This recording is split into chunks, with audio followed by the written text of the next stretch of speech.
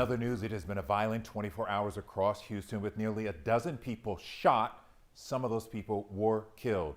Police say homicides were up 71% in 2021 compared to 2019. Let's turn now to Janelle Baluta as she has a look at what happened overnight and what law enforcement is doing to try and stop it.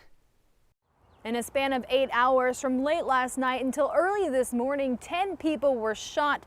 2 of them were children. Of those 10 people, 6 were killed, one of them by a Harris County deputy. All I hear is like 9 gunshots go off, and it was a lot of them. Around 6 p.m. yesterday, the man police say was the suspect in the deadly Cracker Barrel shooting over the weekend was shot and killed by Harris County deputies in Atascocita. Around the same time in Southwest Houston, police say 2 men were injured in a shootout. An hour later in Southeast Houston, 2 young brothers, a 1-year-old and a 6-year-old, were injured in a shooting in the parking lot of an apartment complex. At 8:40 p.m., police found a man shot to death off Lansdale Drive in Southwest Houston. Shortly after 11, a man was found dead in a truck at an elementary school parking lot in East Houston, and say a woman who tried to rob him may have been accidentally hit in that shooting. They say her body was found shortly after 4 miles away on Penn City Road. And just after midnight, police say a man may have been killed by his own father at a home in Southwest Houston after some sort of argument. We're here yet that another homicide. And finally, around 1:30 this morning, a man was found shot to death in Southwest Houston. We do everything we can to control the crime issue,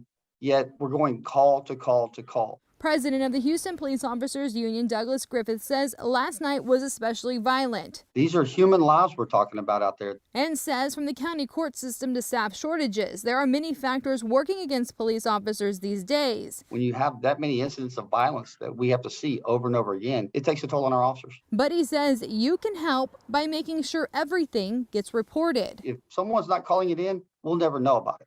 So when you see a crime happening, make sure and call it in. We will check it out. In Houston, Janelle Baluta, KHOU 11 News.